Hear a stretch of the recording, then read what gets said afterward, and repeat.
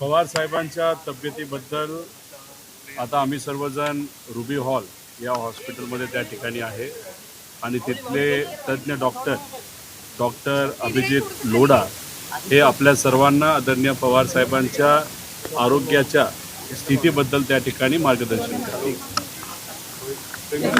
नमस्कार, नाव सांगा सर. माझं नाव डॉक्टर अभिजित लोढा आहे. मी पवार साहेबांना बघतो आहे. थोडंसं फिजिकल एक्झर्शन झाल्यामुळे छातीत कफ झालेला आहे, म्हणजे छातीत थोडंसं कंजेशन आहे आणि आम्ही योग्य त्या तपासण्या पाठवलेल्या आहेत आणि ट्रीटमेंट चालू आहे.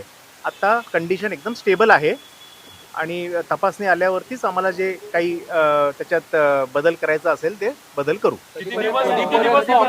आत्ता तपासणीचे रिपोर्ट आल्याशिवाय आम्ही आत्ता काही सांगू शकत नाही. आत्ता कंडिशन स्टेबल आहे आणि तपासणीचे रिपोर्ट आल्यावरतीच आम्ही पुढची ट्रीटमेंट काय बदल करायचं असेल ते ठरवू. थोडंसं मी सांगितलं फिजिकल एक्झर्शन असल्यामुळे थोडंसं कंजेशन झालेलं आहे आणि आत्ता सगळे व्हायटल पॅरामीटर्स सगळे स्टेबल आहेत. काळजी करण्यासारखं काय आत्ता तरी काही नाही. आणि पवार साहेब आत्ता रूम मध्ये आहेत, ICU मध्ये नाही आहेत. See, because of physical exertion, there was some congestion in the chest.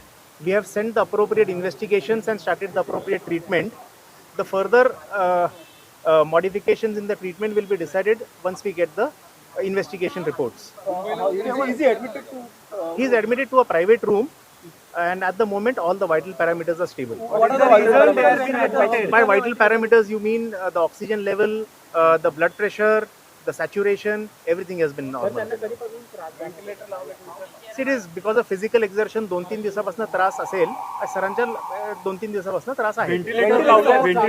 नाही बोलतायत सर, बोलतायत. 2-3 तासात आपल्याला रिपोर्ट मिळेल. नाही असं तर मला माहित नाही काही. दादा कार्यकर्ते इकडे इन्व्हेस्टिगेशनचे रिपोर्ट आल्यावरती आपल्याला कळेल.